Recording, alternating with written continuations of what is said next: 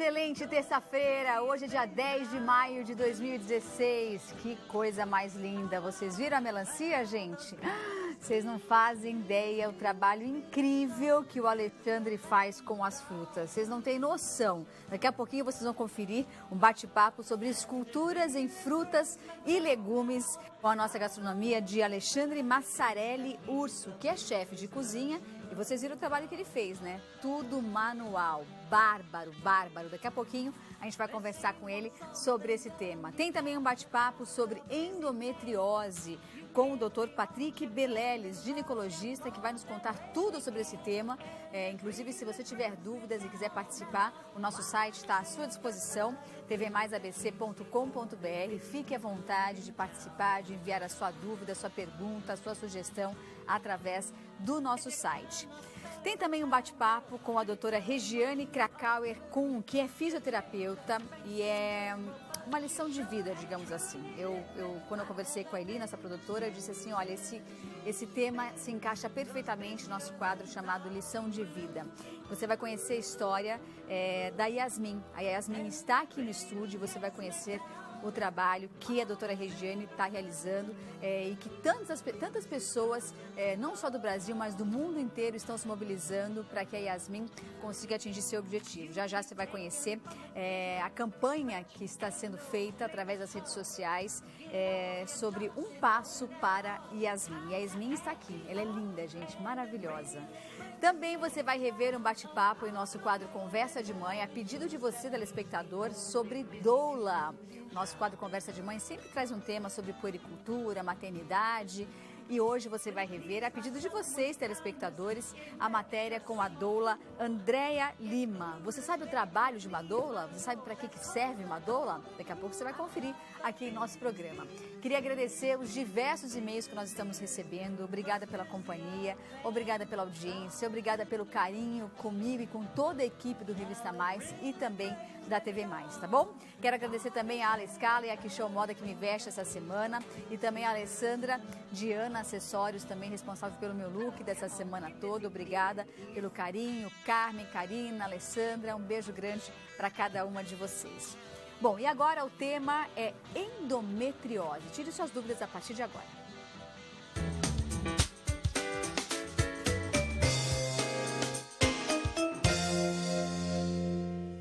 Dr. Patrick Beleles, ginecologista, está aqui conosco e vai esclarecer todas as dúvidas sobre esse tema. Seja bem-vinda, Dr. Patrick. Boa tarde, Isabela. Tudo bom? Tudo, e você? Tudo ótimo. Então, tá bom. Bom, a primeira coisa que eu quero saber é como que a gente identifica ou diagnostica, qual é o diagnóstico da endometriose? Bom, na realidade, a endometriose, o diagnóstico vai ser sempre clínico de início. A gente tem que ter uma suspeita clínica para a gente poder tentar pensar em investigar. A maior parte das campanhas que a sociedade tem feito ultimamente são na tentativa de conscientizar os colegas, conscientizar a população geral sobre os sintomas da endometriose para que a gente não tenha um diagnóstico tão tardio como ele é feito hoje em dia. É muito comum existir uma crendice, uma cultura de que cólica, de que dor é normal. Sim. Isso é meio que passado de geração para geração. A avó fala para a filha, que fala para a neta, o médico fala. É verdade. É muito comum isso. E o que a gente quer mudar esse paradigma, porque cólica não é normal. Se a pessoa tem uma cólica muito importante, a gente precisa sim investigar. Entendi. O que é endometriose? A endometriose é quando a gente tem um tecido que deveria ficar dentro do útero e ele está fora do útero também. Então chama-se endométrio. Ele é um tecido que eu costumo, quando eu estou explicando para os meus pacientes, eu falo que é como se fosse um colchão para um bebê. Então, todo mês o útero se prepara para receber um bebê e quando não tem bebê, esse colchão ele se descama e aí vocês menstruam. A endometriose é quando esse tecido, esse colchão, que é o endométrio, ele está afetando outros órgãos, como intestino, como ovário, como bexiga, qualquer órgão na cavidade abdominopélvica.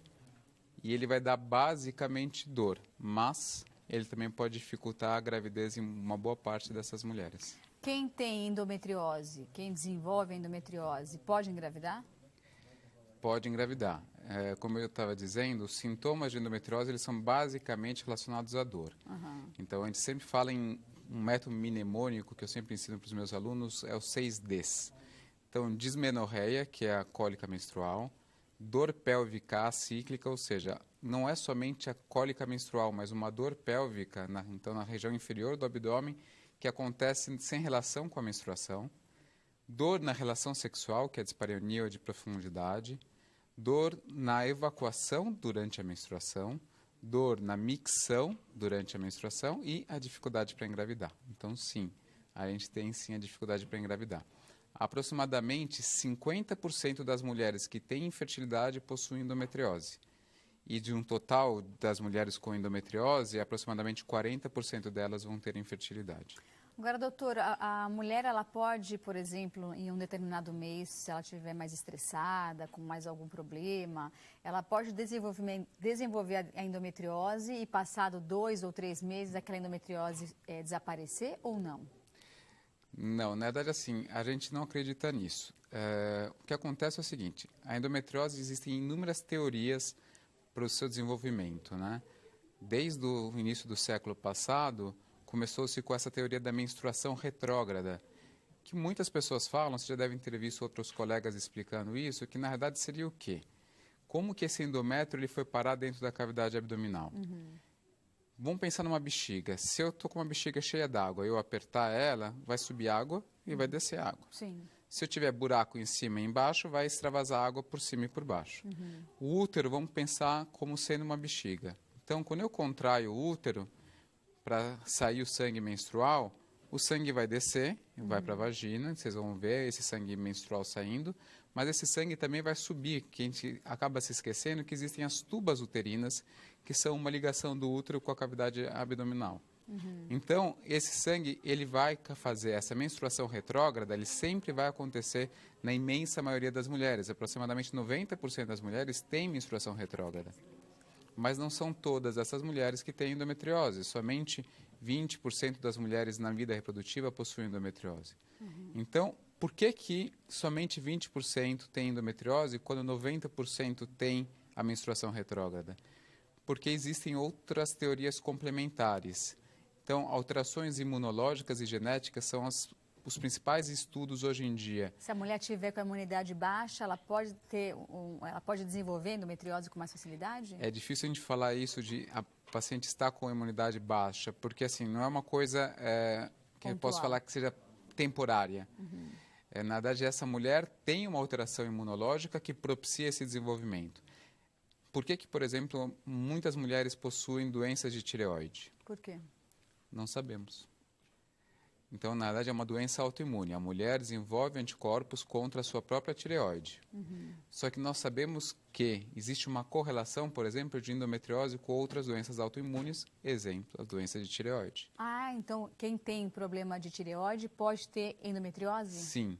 Então, da mesma maneira que a mulher desenvolveu anticorpos contra a sua tireoide e não sabemos exatamente a causa, existem várias causas, exemplo viral, por exemplo, mas tem algumas causas, na sua imensa maioria, são idiopáticas, ou seja, nós não conhecemos a causa. Não é que não tem uma causa, mas nós não a conhecemos.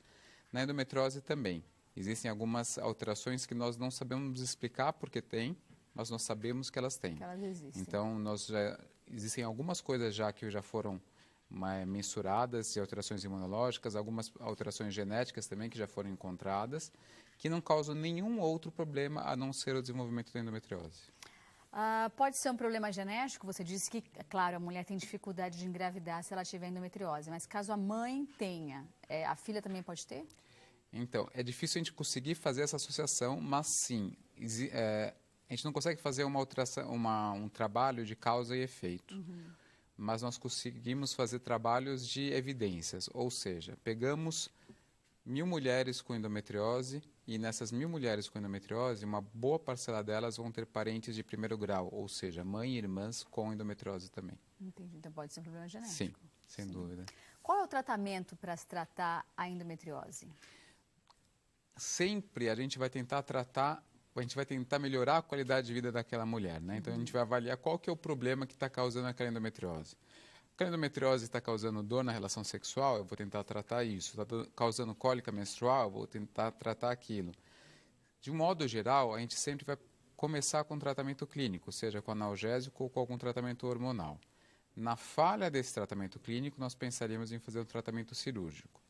E a falha desse tratamento clínico, que a gente fala, são 6 meses de tentativas. Então, 6 meses de tentativas que eu não consegui sucesso e melhora na qualidade de vida daquela paciente, eu tenho que pensar num tratamento cirúrgico. No entanto, temos alguns casos que nós indicamos cirurgia mesmo que a paciente não tenha sintoma algum. Então, dependendo do tamanho da lesão, do comprometimento do órgão, da localização em que ela está, eu vou precisar operar aquela mulher mesmo que ela não tenha dor.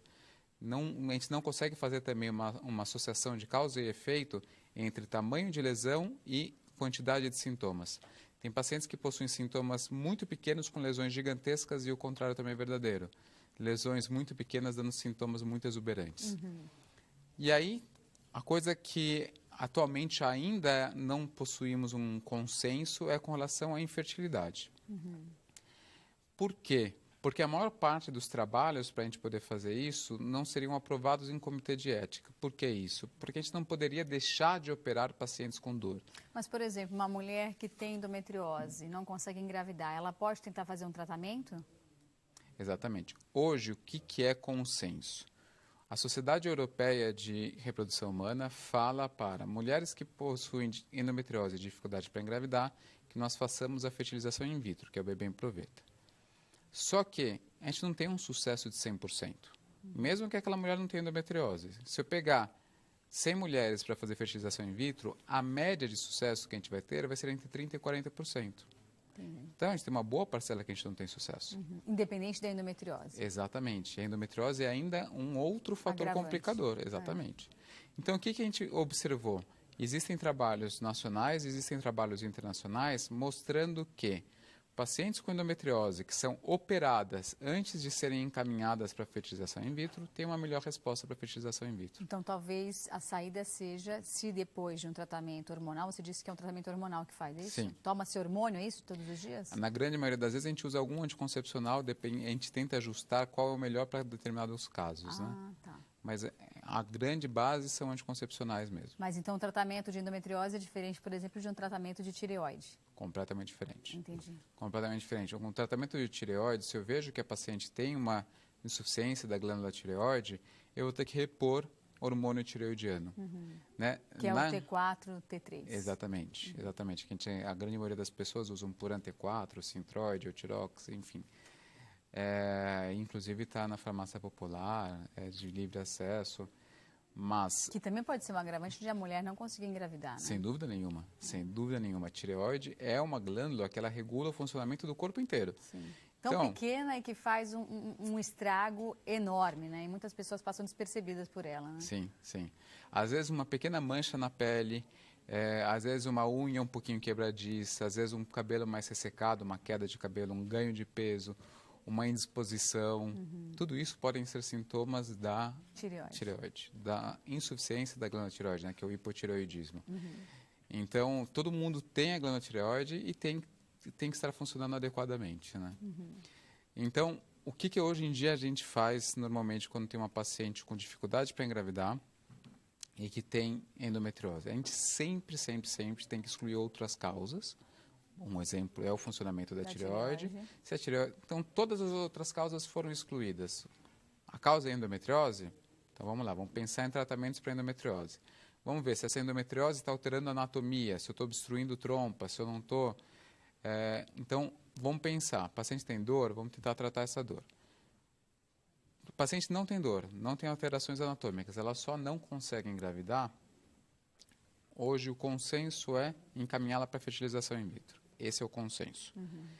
No entanto... Se ela quiser, claro. Sim, sem dúvida nenhuma. Isso é uma coisa sempre que a gente vai discutir com o paciente e decidir com o paciente, né? Nunca é uma decisão unilateral, é sempre os dois. O problema é, a fertilização in vitro no Brasil ainda é cara. Muito cara, né? No SUS, a gente não consegue atender uma boa parcela das pacientes. Por quê? Porque só existem 2 serviços que são inteiramente gratuitos, medicação e tratamento, que são o Hospital das Clínicas e o Pérola Byton, que possui uma fila muito grande, então acaba não conseguindo ter um acesso adequado para toda a população. E é justo, né, que não seja também tão aberto, porque a saúde pública tem tem gastos com outras coisas, né? Então não é difícil se ampliar muito isso. Agora, você acha que o fator psicológico pode influenciar, por exemplo? Tem muitas mulheres que têm um desejo enorme de engravidar, que desejam ser mães, e aí começa naquela ansiedade, né? Eu digo isso porque eu passei por isso. Na minha primeira gestação, eu assim, eu quero ser mãe. No primeiro mês, não fui mãe. Segundo mês, não fui mãe. Terceiro mês, não fui mãe. Aí você já começa, opa, peraí, tem alguma coisa errada. Então, assim, no momento em que você relaxa, é aí que o bebê vem. Sem dúvida nenhuma. Assim, eu tenho exemplos tanto de familiares quanto de pacientes, de amigos. O estresse, ele atua de uma maneira que a gente não sabe explicar. Então, tem muita coisa que a medicina chama de idiopática. O que é idiopático? É que a medicina ainda não sabe explicar. Mas é que não quer dizer que não exista uma causa. É um nome bonito que nós demos para coisas que a gente não sabe. Mas o fator psicológico, ele altera tudo. Vamos mudar completamente de foco. Vamos pensar um paciente com câncer. Se a gente pegar um paciente que tem um câncer e que tem um pensamento positivo, que ele acredita que ele vai melhorar, é incrível, mas a melhora é muito mais evidente. Muito mais evidente. Então, o fator psicológico realmente ele altera a resposta imunológica do corpo. Sabemos como? Infelizmente, a gente ainda não sabe como. Como tem muitas mulheres também que não conseguem engravidar e aí decidem adotar um filho. Depois de 1 mês, 2 meses que adotou o filho, engravida. Exatamente. A minha prima teve tanta dificuldade para engravidar da primeira bebê dela que ela pensou, não vou engravidar da segunda. De repente veio a segunda do nada, mesmo sem tentar. Você está vendo? E ela falou, agora eu vou fechar a fábrica. Eu queria mostrar algumas fotos para a gente ilustrar o tema de hoje, que é a endometriose. Vamos ver. Bom, então eu começo aqui explicando o que é endometriose, que é o implante do endométrio fora da cavidade endometrial, né? Então, uma localização extrauterina, que pode estar... Tem exemplos aí de ovário, tem exemplos aí de intestino, de apêndice. A endometriose só acontece em mulheres, em homens não acontece. Então, existe uma teoria que é a teoria da metaplasia celômica, que eu vou até mostrar aqui num próximo slide. Tá. E a teoria da metaplasia celômica, supostamente por ela, poderia acontecer em homens, sim. Mas ainda não encontramos nenhum caso. Entendi. Vamos para a próxima. Então, aí é onde se localiza? Aí, na verdade, isso aqui é para exemplificar. Então, no primeiro desenho à esquerda, no canto superior esquerdo, você tem o útero, as trompas e você tem alguns foquinhos roxos. Esses foquinhos roxos seriam a endometriose. Tá. Ele pode ser confundido com cisto no ovário? A endometriose pode ter, uma das apresentações de endometriose é cisto no ovário. Então, sempre que a endometriose acometer o ovário, vai ser na forma de um cisto. Entendi. Existem várias formas de cistos e você vai, dependendo da característica, a ultrassom e a ressonância magnética, você vai classificá-lo e aí sim você vai poder avaliar melhor ele. O que precisa ser feito ou se não precisa ser feito nada. Agora, uma mulher que começa a desenvolver todo mês cisto no ovário, ou um mês sim, um mês não, tem o ovário policístico, que assim é chamado, né? São coisas diferentes. Então, o ovário policístico é uma doença em que uma das características é encontrar o ultrassom pequenos cistos na periferia do ovário. Né? A gente fala exemplo de roda de carroça. E isso aqui, na verdade, é só um achado. Se você tem um ovário policístico ao ultrassom, mas você não tem os sintomas da síndrome do ovário policístico, não significa absolutamente nada. Não precisa ficar preocupado. Não precisa ficar preocupada. Tá, o que importa realmente é a síndrome dos ovários policísticos, que na verdade é a associação desse achado ultrassonográfico com algumas outras coisas. Que exemplo também, aumento de peso, aumento de caracteres androgênicos em mulheres, ou seja, aumento de pelos, aumento de acne, pelos em regiões que a mulher normalmente não tem e dificuldade para engravidar também. Então, essas são as principais, mas tem a irregularidade menstrual, tem alteração no perfil lipídico, ou seja, a mulher tem colesterol mais elevado, a mulher tem uma maior tendência a desenvolver diabetes, então tudo isso faz parte da síndrome do ovário policístico. Mas é comum algumas pacientes aparecerem no consultório que fizeram um ultrassom, viram um ovário policístico, mas que ela não tem nenhum dos outros sintomas. Aí eu não me preocupo, a paciente não se deve se preocupar porque ela não tem a síndrome. Entendi. Vamos voltar então para as fotos. Bom, aqui no exame físico eu estou mostrando então um toque vaginal, como ele é feito. Então, muitas pessoas devem imaginar o que a gente tenta ver quando a gente faz o exame de toque. Então, com a mão que está dentro, eu encosto no útero e eu tento sentir se tem lesões sugestivas de endometriose. Tem mais outra foto? Tem mais fotos. Vamos ver. Aí Os a exames de ultrassom. imagem que a gente utiliza principalmente são a ultrassonografia com preparo intestinal e a ressonância magnética. Certo. E tem, se eu não me engano, tem um protocolo aí que eu mostro o que a gente utiliza para... Tem como a gente mostrar? Vamos colocar? Não?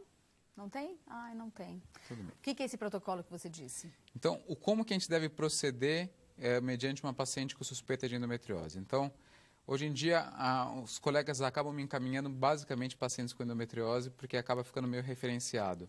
Então, quando chega uma paciente para mim com endometriose ou com suspeita de endometriose, melhor dizendo, primeira coisa é avaliar os 6Ds que eu falei e o exame físico. Então, avaliar se essa paciente realmente tem uma suspeita de endometriose. A partir daí, eu vou passar para um ultrassom com preparo intestinal e existe todo um protocolo para a gente o que fazer dependendo do resultado desse ultrassom. Então, se aparece cisto, se aparece lesão, aonde aparece lesão, tamanho de lesão, para a gente decidir. Vamos direto para a cirurgia, vamos tratar clinicamente, vamos encaminhar para a fertilização in vitro. Você já ouviu falar da ozonoterapia? Para endometriose, não. Não, mas é isso que eu Sim. perguntar. Para endometriose não funciona? Não tem nenhum estudo relacionando a ozonoterapia com endometriose. Tá? A única coisa, digamos que não falando em terapia, mas tentando falar em diagnóstico, em causa para endometriose, são de fatores ambientais e endometriose. Então, existem alguns relatos sobre determinados poluentes ambientais que poderiam estar relacionados com o desenvolvimento de endometriose. Entendi. Mas é difícil de você falar isso, porque como todo mundo está exposto a esses poluentes e só uma pequena parcela da população desenvolve, a gente não consegue fazer essa associação também. Entendi. Uma mulher que teve um filho, ela teve uma gestação perfeita e depois desenvolveu a endometriose. Isso é possível ou não? Sim, é possível. Existem inúmeras pacientes que conseguem engravidar tendo endometriose. Na verdade, é possível até que essa mulher, quando teve a primeira gestação, já tivesse endometriose. Então, novamente, somente metade das pacientes com endometriose vão ter dificuldade para engravidar. Então, metade delas engravidam sem problema nenhum e mais da metade conseguem engravidar, né? Porque eu disse que tem dificuldade, mas não ficam impossibilitadas de engravidar. Muito bem. Um outro detalhe também que é importante a gente falar é sobre a menstruação. O atraso da menstruação, do ciclo menstrual, pode ser um sintoma de endometriose? Na verdade, não existe uma associação propriamente entre endometriose e alteração do fluxo menstrual, do ciclo menstrual. O que acontece é o seguinte, de um modo geral, as pacientes com endometriose possuem um fluxo um pouco mais abundante, mas não é regra. Tá? Agora, alteração de ciclo, ou seja, ciclos mais espaçados ou mais curtos, a gente não vê essa associação. Entendi. E a mulher parar de menstruar de uma hora para outra? Pode ter alguma relação? Mas a gente causou essa... Não. Imagine que a mulher tem um ciclo normal de menstruação e aí de uma hora para outra ela para de menstruar. Isso pode ser um sintoma de endometriose ou não tem nada a ver uma coisa com a outra? Não tem correlação alguma. Na verdade, sempre que a mulher tem essa amenorreia secundária, que a gente chama, a primeira coisa que a gente vai ter que excluir é a gravidez. Sim. E aí, se não for gravidez, a gente vai avaliar outras causas hormonais, uma delas é a tireoide, para poder explicar o porquê que essa mulher não está menstruando. Uma boa parcela da população que tem esses sintomas são dois tipos, dois extremos. Pacientes obesas e pacientes muito, muito magras. Por quê? Todos os hormônios sexuais são derivados de gordura, do colesterol. Então, tanto a paciente que tem em excesso quanto em escassez vai ter alteração na produção daquele hormônio sexual e pode ter alteração no seu fluxo, no seu ciclo menstrual. Entendi. Muito bem. Gostei de saber de tudo isso, hein? Nossa, bastante coisa que você pode ensinar, né? Tem algum site que a gente possa passar, ou algum contato, caso alguém queira saber mais sobre esse tema? Pode entrar no tratamentoendometriose.com.br, acho que tem bastante coisa bastante informação para vocês verem lá e mandarem dúvidas se tiverem também. Uma dúvida só que eu esqueci de perguntar, como funciona a cirurgia? A cirurgia hoje em dia a gente só faz por laparoscopia, por alguns detalhes. Primeiro, com a laparoscopia, eu consigo fazer uma cirurgia com pequenas incisões, então a recuperação para o paciente é muito melhor.